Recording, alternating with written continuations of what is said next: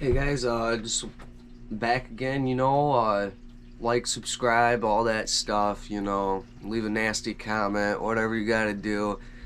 Today I wanted to talk a little bit about Ukraine and Russia. A lot of people are like concerned right now about it and stuff, but for me personally, I think that it's an issue, yes, and we should be proactive about making decisions about it, but realistically, it's probably not as big of a deal as what we need to make of it. Um, like the Ukrainians themselves are a little concerned that by sparking panic and everything else like that, it's going to destabilize their economy and make things a lot worse for them. And realistically, though they have 127,000 troops on the border, Russia does, and they're like doing exercises and everything else like that.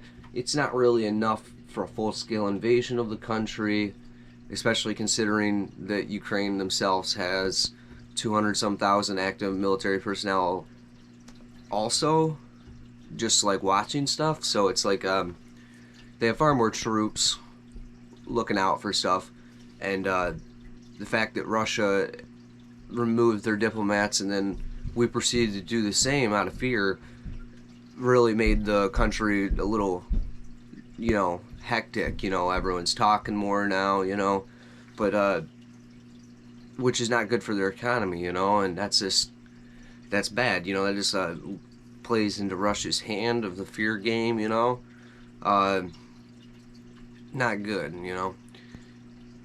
So I think everyone needs to like just kind of chill out some, and yes, it's a concern.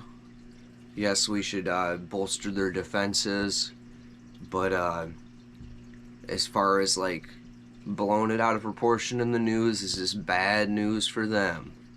It's not helping Ukraine at all. They're like getting taken out of the international like global market a little bit because of this.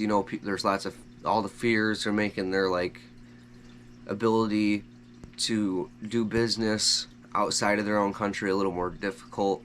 And again, that just plays into Russia's hand. That's just bad news, man. There ain't enough troops on the border, and yeah, Putin is like known to play this way because he used to be a KGB. He knows all about destabilizing governments and inserting and removing people from political power that he needs to work his way. It's just so I think though we should be ready, and that there is likely going to be some sort of incursion at some point. I don't think that it is anything like people are fearing due to the news media just running with it. It's a good story. War sells. I get it, but it's a back and forth thing. I think that Putin would totally do it.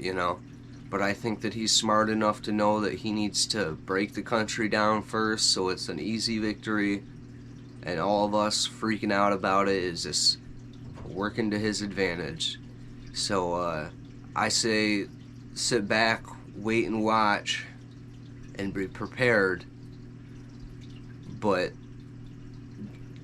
don't be freaking out and blowing it out of proportion, because the removal of the U.S. diplomats freaked out their country a little bit. Not like freaked them out because they've been dealing with this since 2014, and then like the annexation of Crimea and all that stuff. The people have been dealing with this a long time. Just because it's news to us doesn't mean it's news to them.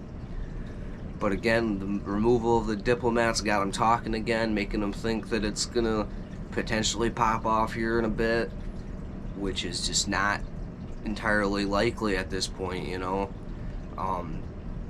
If Russia all of a sudden moves 100,000 more troops to the border, maybe then we start worrying.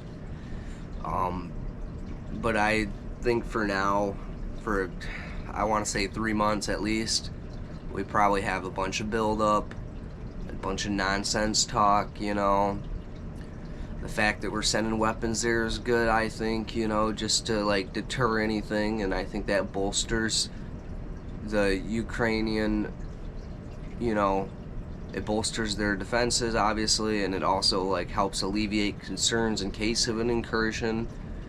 But as far as the world goes, there were like the United Kingdom, Australia, and Germany are the only ones super worried about this right now. And maybe that's just because of like our personal opinions of Russia. But you know, the weapons are good. You know, that helps alleviate the fears of the Ukrainians and stuff. But the removal of the diplomats was just a bad move, man.